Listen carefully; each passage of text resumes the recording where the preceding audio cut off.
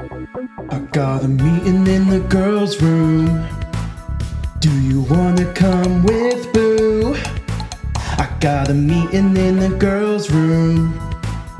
Do you wanna come with, boo? Ooh, do you wanna come with? When people ask me, are you a boy or a girl? I say, eat shit, freak. Welcome back, listener. Welcome back to season 1 of the Do You Want to Come With podcast. I'm your gracious host, David McKeever.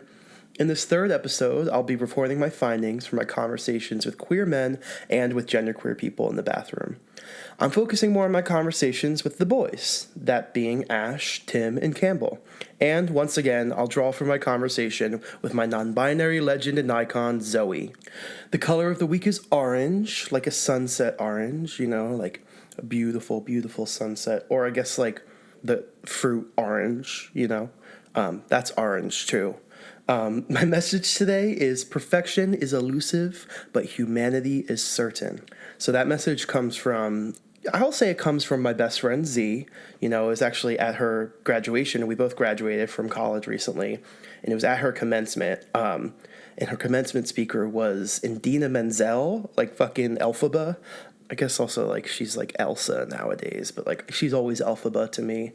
But she said that. She said perfection is elusive, but humanity is certain. And like Z relayed that message to me, and it was just like a really beautiful moment of like, look at how far we've come. I've known her since I was in 3rd grade, and it was just like a beautiful, like, the only thing that I know for certain is this humanity, is the humanity I see in others, is the connections I form with other people. So humanity is certain. Fuck perfection. My gossip today is, okay, so full disclosure, full transparency. I want y'all to understand where I'm coming from. I want this project to be personal. Part of that is like, you guys have to understand who I am, where I'm coming from, what this project really is about, So I'll say this. I won't name who. I mean, if you know me, you know who. But one of the people that I interviewed for this episode, or for one of the queer men I interviewed, is actually my ex-boyfriend. So the one I talked about maybe in another episode. All love to him, whatever. It's done, it's complete. At the time, we weren't actually together. We were in, I hate to use this word, we were in situationship territory, where basically I wanted to be in a relationship and he didn't, but I was like, okay, that's fine. We don't have to be in a relationship. But we were still seeing each other and like, but like, I just like, it's really funny because like seeing how our relationship progressed after this interview and like seeing where it was before and at the time, it was just like, it's really interesting, like looking back and reflecting back on this conversation I had with him. And, I think he had some really great perspectives and it was really fun to talk, but it was also just kind of like, what a weird place to be in with somebody, and what the boldness of me to be like, hey, can I interview you for my future podcast? That just shows y'all where my head has been at. I'll say that another person too that was involved with this episode is also somebody that I would consider to be a lover, someone that I love very deeply and care about very deeply. So I'll let y'all figure out who those people might be, but also don't think too deeply about it. It really doesn't fucking matter. At the end of the day, they're just people, just like I am. So anyways, that's my gossip today. So let's get into it, yeah? Let's get dirty. Ooh, dirty. Oh my God, I'm so sorry. All right, so starting off with queer male perceptions of the girls' bathroom. So I found that although some queer men don't think too much about the girls' bathroom, all of the queer men I talk to do have an idea of the girls' bathroom. Queer men see girls going to the bathroom together as a way of getting away from men, allowing girls to have a space of their own. Tim and Campbell note feeling like the girls' bathroom is off limits, and Tim said this is justifiably so, as it feels like it's not his place to interrogate his exclusion from the bathroom. They do feel like they miss out, but ultimately queer men are fine with their exclusion, and they respect the privacy and the space of the girls' bathroom. They would feel welcome in the bathroom only if there is an invitation from a group of their girlfriends, or if the men's bathroom was full and no one was in the women's bathroom. Additionally, Tim notes going into the bathroom with one of his girlfriends to help take care of her, and feeling weird about entering the space, but caring more about making sure his friend was safe. Usually, queer men will wait behind for their friends and are often left alone. So, when the girls go to the bathroom, the social body of the group moves. Those left behind have to wait until the girls come back to kind of engage with social stuff again. And I want to touch a little bit more on Tim's instance of going into the bathroom to help one of his friends. It's really interesting. It seems here that taking care of a close one transcends gender boundaries, especially in the bathroom. What does this mean then, especially within the context of queerness and relationship? Is this a form of resistance to gender conventions?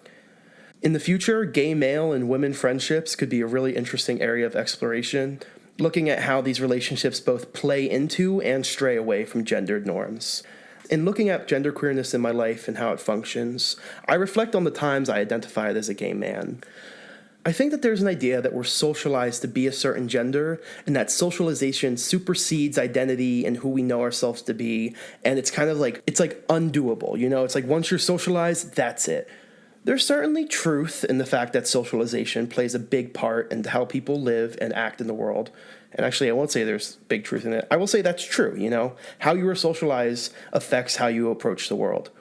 But I can't help but feel like boiling people down to their socialization is an essentialist notion. It's kind of boiling people down to their bodies, and they're nothing more than their bodies.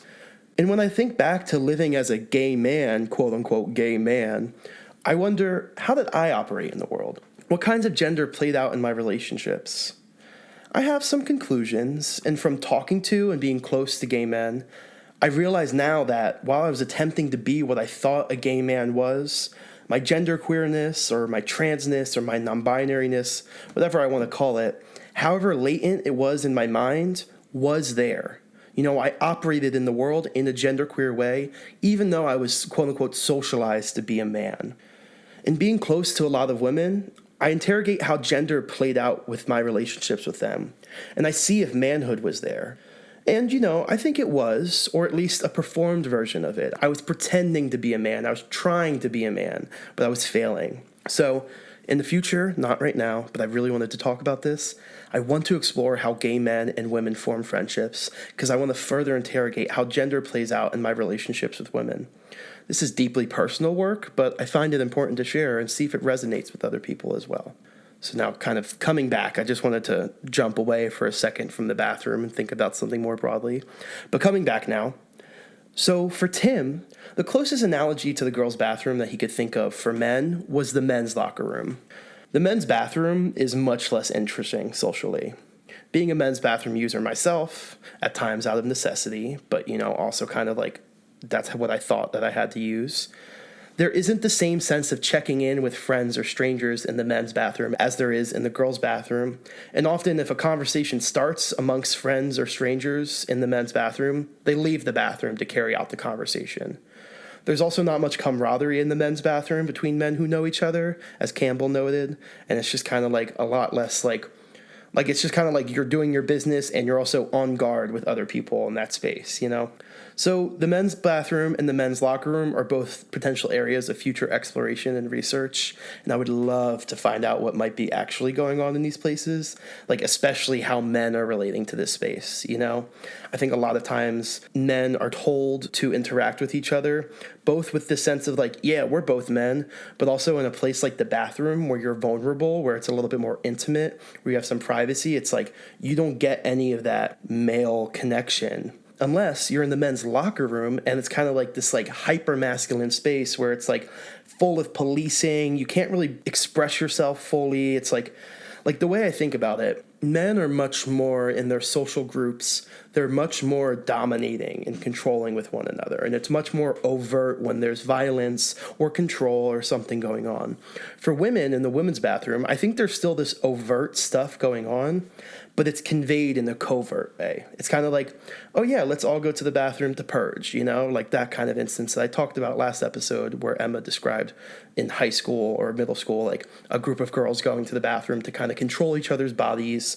But it's kind of a thing that they're doing together, In a men's locker room, it's kind of here is this dominating force and everybody else kind of falls under their reins, And there's no sense of authenticity. There's no sense of care, But maybe there is. I haven't researched that. That's why I said I'd love to continue exploring this in the future. So, just a little note. So one other thing about the men's locker room, though, is that it is similar to the girls' bathroom, that there is a social bond formed. However, the girls' bathroom seems to also be a space of safety and security on top of social bonds, and that kind of allows for more of a complexity in the space. The girls' bathroom creates a sense of privacy, a communal privacy, for the in-group. In this case, the in-group is cis women, or I guess sometimes assumed cis women, or people who are muting themselves to present as cis women. Those who do not meet the criteria of femininity must be invited into the space, and even then, they're not necessarily made welcome by the in-group. Those outside of the in-group must conform to the standards of the space in order to feel accepted, as shown with Zoe.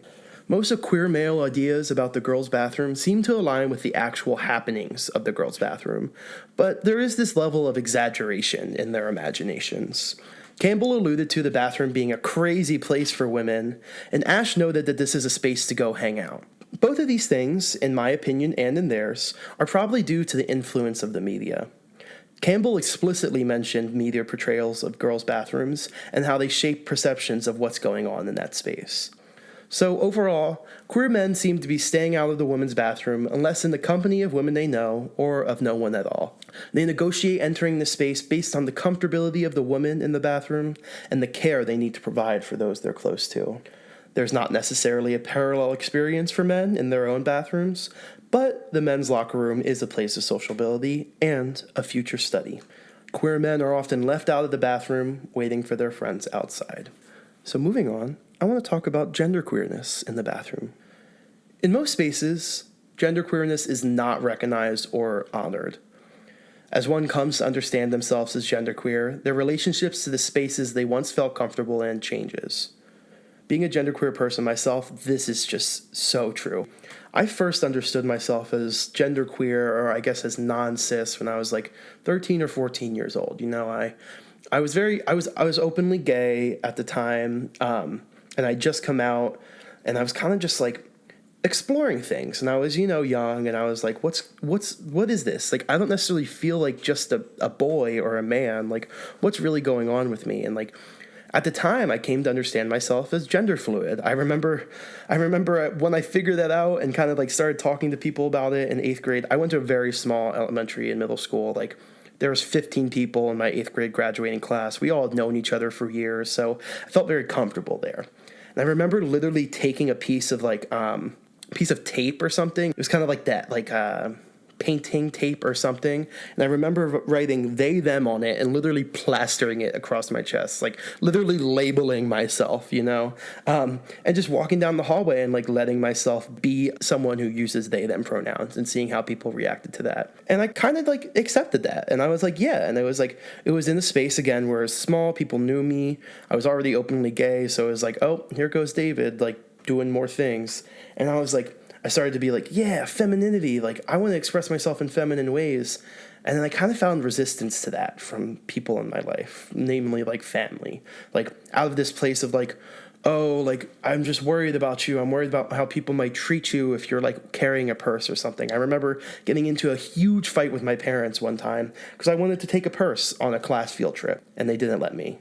And it's just really interesting, so based on responses that I got from people in my life, and then eventually when I went to high school, responses from peers there, I kind of muted myself for many years. I literally, forgot that I knew myself to be genderqueer. When years later, when I was, during the pandemic, had more time to kind of step away from gender.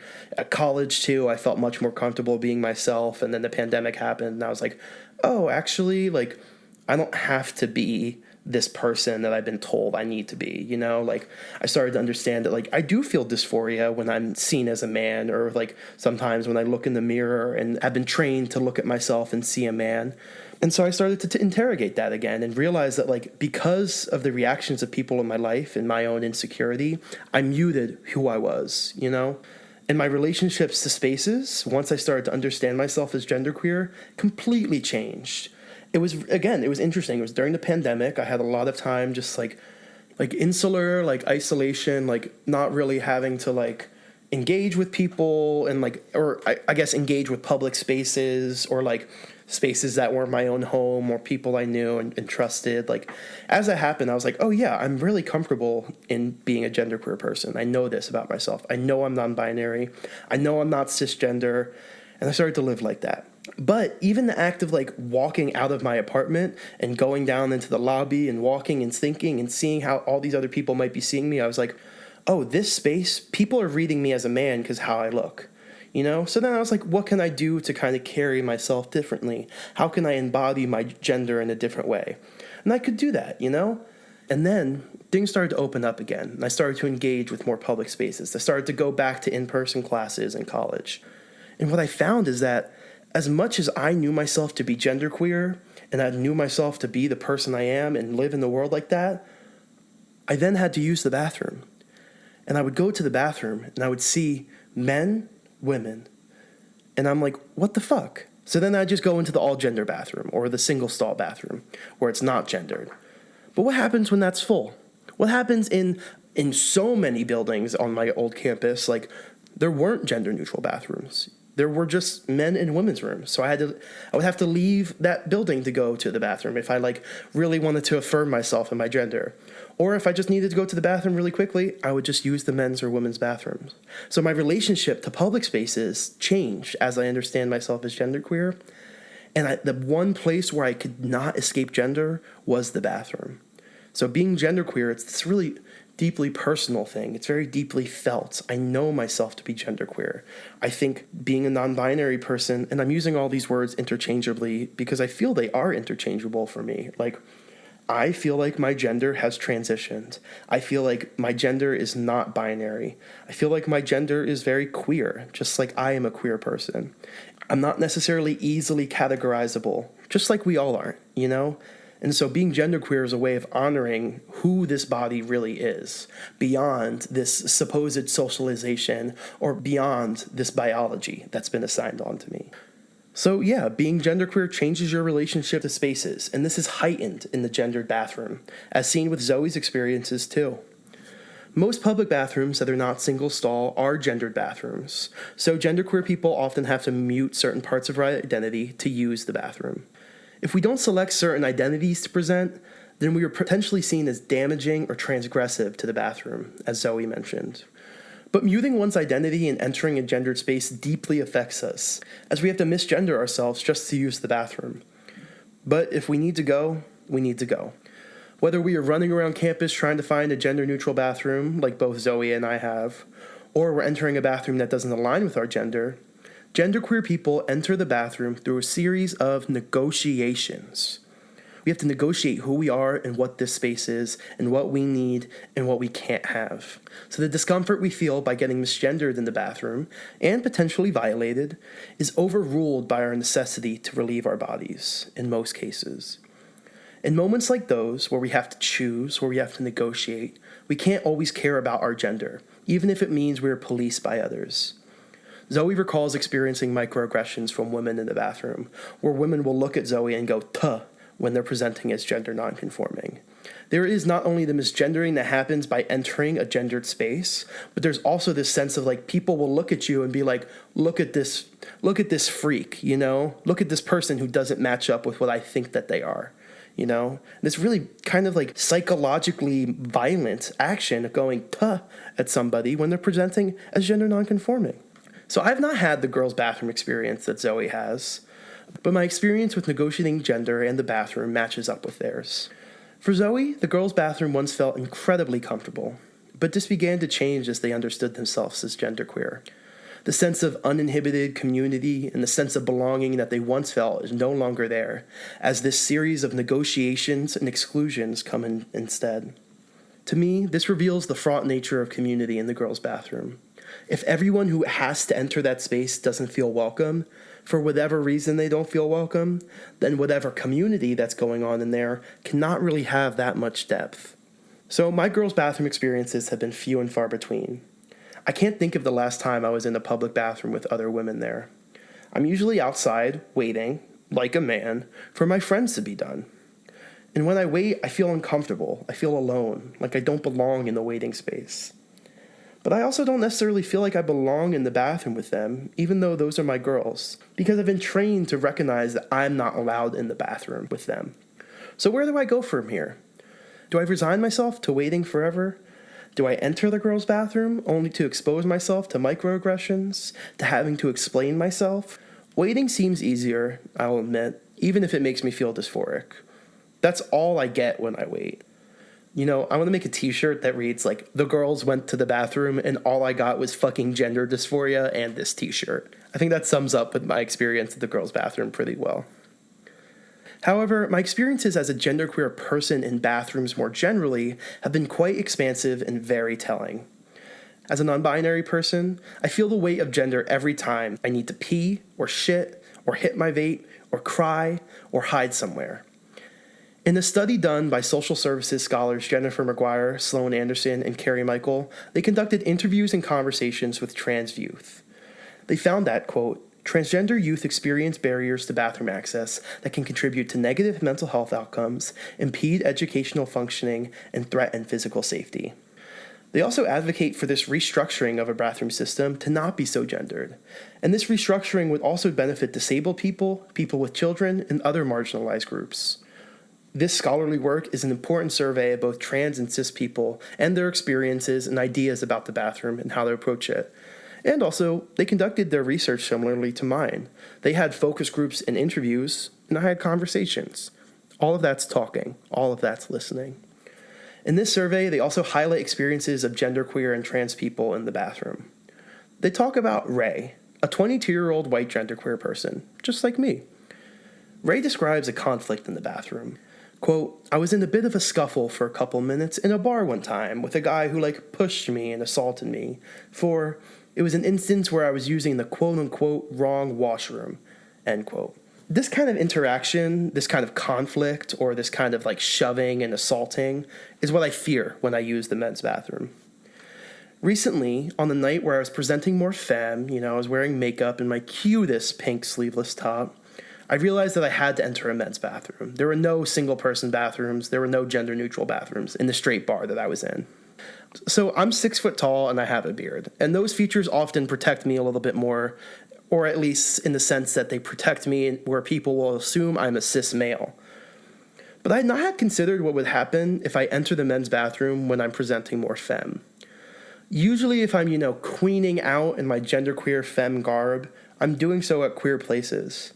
But I didn't think about leaving the queer bar that I was just at and going to the other establishment that was next to me.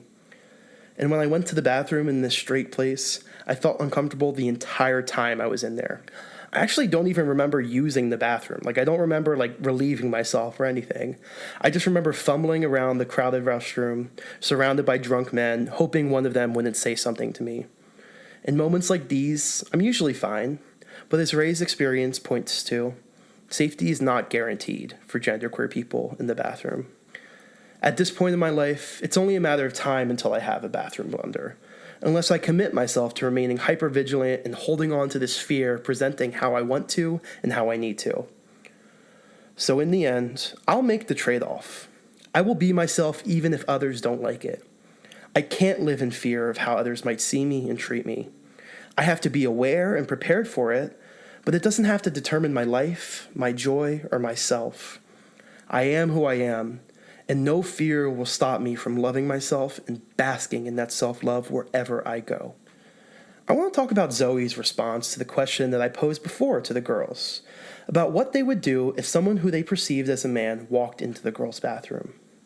Zoe's first impulse was to make sure that person knows that they are safe, that they have someone in there who will defend them. In the face of gender policing and surveillance, gender nonconforming folks are willing to step in to protect those who may be like them. There was not the same impulse from cis women, even if they were queer. Why? Let's take a bathroom break.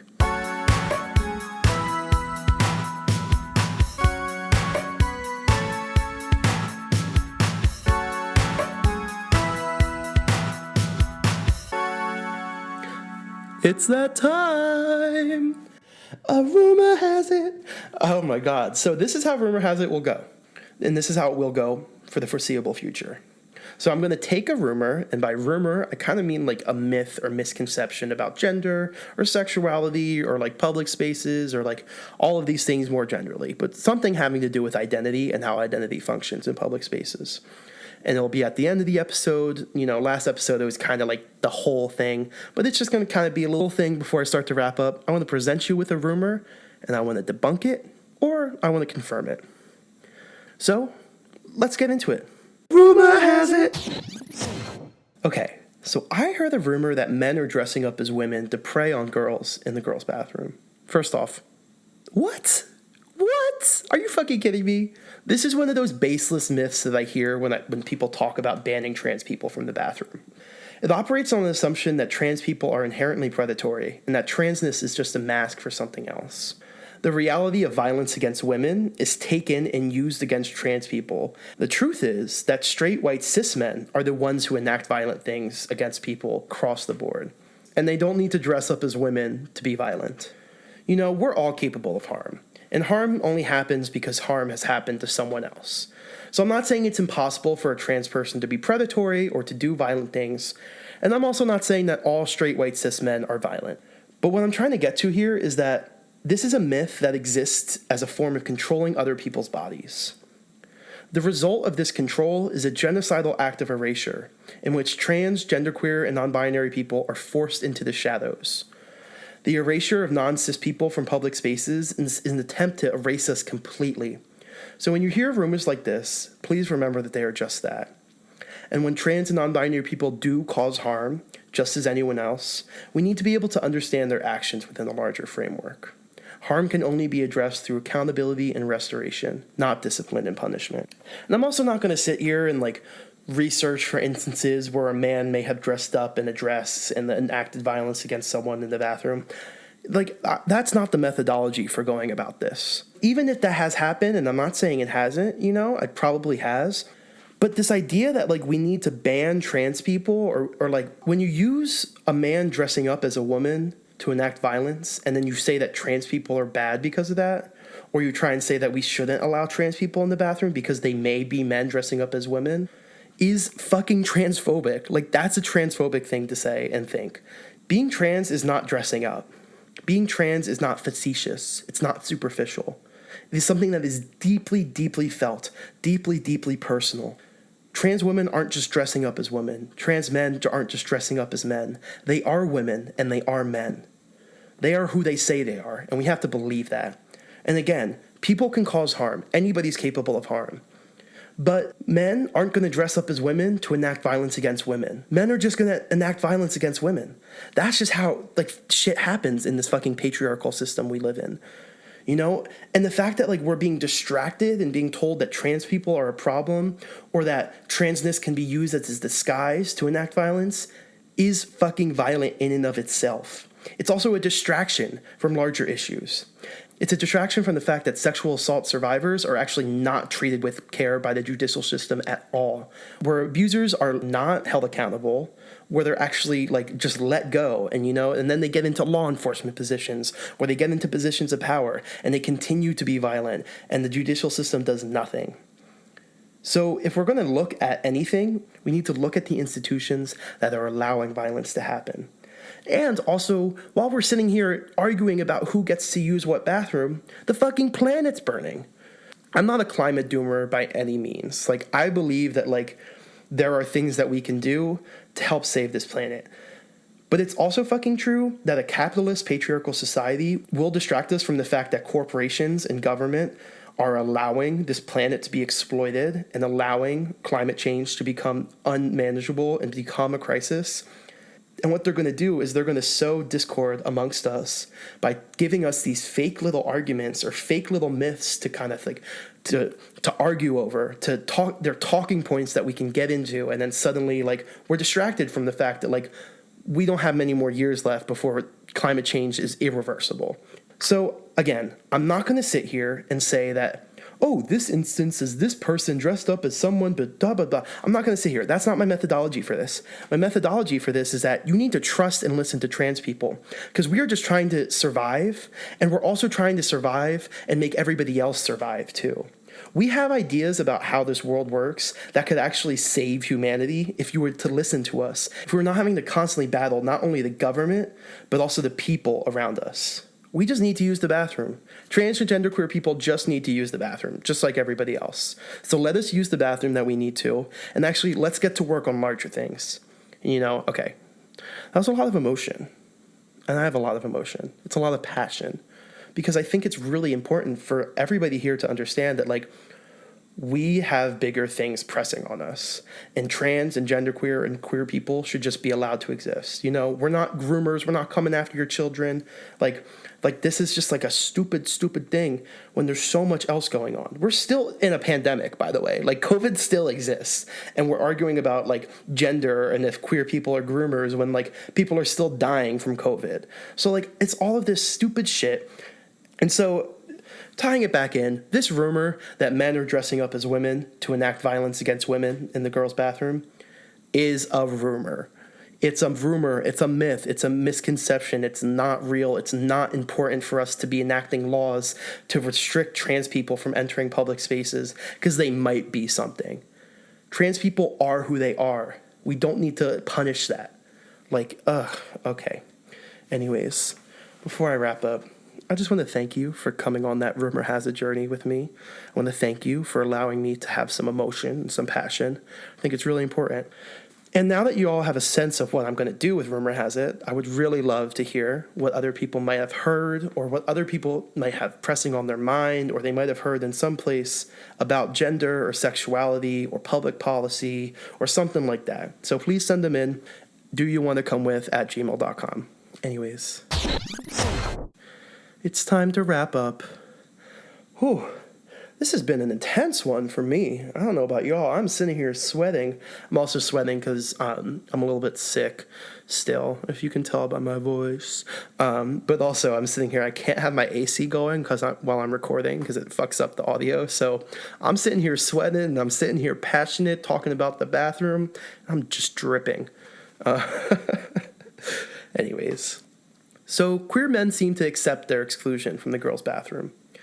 They understand safety is a necessity, and their dilemma of worrying about a woman's feeling of safety around them is a better dilemma to have than women who have to worry about whether or not they are safe around men. To queer men, the exclusion in the bathroom is necessary, justified, and not something they want to or wish to challenge. This is fascinating to me, because it makes me wonder how discourses around safety get turned around against those who might be most affected by the violence of the gender binary. Queer men are watching out and wondering how they're appearing to other women, when in fact, they're not the ones enacting violence against women. So I don't go into the bathroom for this reason, too. I accept the dysphoria I feel when I'm left waiting for the girls, because although I face similar threats of violence in certain scenarios, I don't want to make people feel uncomfortable. It's a hard thing to negotiate, because it makes me neglect my own comfort for the safety of others. I can't always just say fuck them and do whatever I want, because that opens up the threat of violence to me, and it also might make them uncomfortable too. So what are we to do about this bathroom space? The community of the girls' bathroom is an exclusive one, with a properly embodied femininity being an integral part of the community. Those who are rewarded and applauded get to feel appreciated in this space, but those who don't embody this femininity face micro and macroaggressions and risk exclusion from the space. Queer and genderqueer people have to operate within a homophobic and transphobic world, and the bathroom is a microcosm of our difference as queer and genderqueer people. I urge everyone to give us more space to navigate the bathroom, to understand the forces that we're facing. For genderqueer people, gendering touches the core of our being, of the trauma of constantly being reduced down to our assumed gender, of other people making fun of us or enacting violence against us for being ourselves. As Zoe said about their transition, they're still the same person they always were, just more true. I know this about myself. I know myself and my gender much more deeply than I ever have. I know my own femininity and womanhood deeply, and I know my masculinity too. And most importantly, I know love deeply. I just wish my body wasn't a sign of fear to some people. I wish the sign on the bathroom door didn't make people assume that I wasn't safe to them. Before I share my book of the week this week, I want to extend an open invitation to trans and genderqueer folks, especially if we have some sort of relationship already. But even if we don't, I want to hear from y'all. I want to hear about your opinions of the bathroom, your experiences of the bathroom.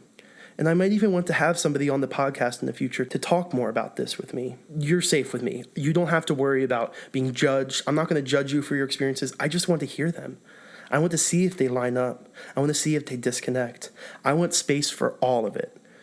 So please, trans and genderqueer folks, talk to me. Send stuff in, DM me on Instagram. Let's start the conversation and let's start talking.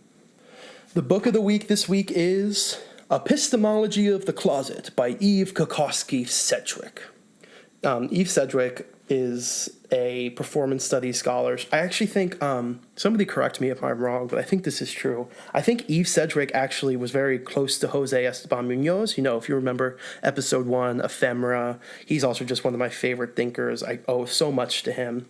Also this idea of disidentifying or disidentification. He has a book called Disidentifications that I'm currently in the process of going through. So kind of just like, he's so important to me. So Eve Kokoski-Sedgwick is kind of like his drag mother in a way. I won't say that. I'm sure they had a professional relationship where they worked with each other and they built off each other, but this is my mind. This is the lineage. She's mother, you know? But yeah, she does a lot of queer studies work, a lot of performance studies work, a lot of theories about gender and sexuality and stuff. And this book, Epistemology of the Closet, seemed like it was going to be a really helpful resource for me when I was approaching this project. You know, the bathroom is a closeting space. You do have to mute parts of yourself. You do have to disclose yourself to other people to be seen for who you are, or you have to keep that a secret just to use the bathroom. So there is that link. But what I found, and it's kind of a similar issue I've encountered with a scholar like Michel Foucault, you know, book of the week last week, Discipline and Punis, Michel Foucault. But I think she has it even worse because it's just so, the text is so dense. It's so hard to read. Actually, I'm going to open to a page and read you a paragraph of what she talks about. Axiom 1. People are different from each other. It is astonishing how few respectable conceptual tools we have for dealing with this self-evident fact. A tiny number of inconceivable coarse axes of categorization have been painstakingly inscribed in current critical and political thought. Gender, race, class, nationality, sexual orientation are pretty much the available distinctions. They, with the associated demonstrations of the mechanisms by which they are constructed and reproduce, are indispensable, and they may indeed override all or some other forms of difference and similarity. But the brother and sister, the best friend, the classmate, the parent, the child, the lover, the ex, our families, loves, and enmities? Enmities alike? I don't know that word. Not to mention the strange relations of our work, play, and activism, prove that even people who share all or most of our own positionings along these crude axes may still be different enough from us, and from each other, to seem like all but different species. Okay, so I actually read that, and I guess I did understand most of it. But still, it's just kind of like the sentences are long. That idea was really good, though. I think what she was trying to get at there is that, like, even people that we share identities with are different from us, or even people that we're in community with are different from us. And this is just kind of, like, in her book, she talks about axioms. I think axioms are just like something that is true, like a statement that is true, and that she's operating under the assumption that people are different from each other. I don't know. Actually, reading this now, maybe I should revisit this book because maybe at one point I couldn't, like my brain just couldn't process it, especially when I was doing this research originally. But like, I don't know. Maybe there is something there. So I'm not dogging Eve Kokoski-Sedgwick. I actually love her. I actually think her definition of queer is one of my favorite definitions ever. Like, I'll read that for you right now too. I didn't actually have that prepared, but it's just kind of like coming to me. Okay, so she just defines queer as this: the open mesh of possibilities, gaps, overlaps, dissonances and resonances, lapses and excesses of meaning when the constitute elements of anyone's gender, of anyone's sexuality aren't made, or can't be made, distinctified monolithically. So basically, all of that to say is that when somebody's gender or sexuality or identity more broadly cannot be monolithic, it cannot be one thing, it cannot be defined as one thing. When there's all of these possibilities and gaps and dissonances and resonances, it can't just be one monolithic thing. So then you have the word queer, which is a great descriptor because it doesn't allow for monolithic designation. It allows for this diversity of experience. It allows for this vast multitude of self. So, Eve Sedgwick, I love you. Your work is very dense and very hard for me to read. Oh, she's dead. I knew she was dead. But yeah, rest in peace. Love her. Love her so much. She was such a great thinker, even if I can't understand what she said half the time. So, mwah. That's my book of the week, Epistemology of the Closet by Eve Sedgwick. So, friends, if you have any questions, comments, concerns, or rumors you'd like me to share, please email them to doyouwannacomewith@gmail.com. That's doyouwannacomewith@gmail.com. As a reminder, do not come in my inbox asking me stuff you could learn on the internet or from a book or like from life, you know. Think deeply and critically with your questions and with your rumors. Also, I'm not looking for critiques on my work either, especially from just anybody. If you have something that's really intense or really bugging you, talk to me about it, but also, like, don't talk to me about it. Only if you're close to me can you talk to me about it, and hit me up another way, you know? Anyways, follow me at david.mckeever on Instagram, and follow the Do You Wanna Podcast Instagram as well, at Do You Wanna Pod. That's at DOYOUWNNA Pod, P-O-D. Until we enter the wrong bathroom together, realize, and then quickly turn around and walk back out. I'm David McKeever, and this is Do You Wanna Come With? Thanks for listening. Bye.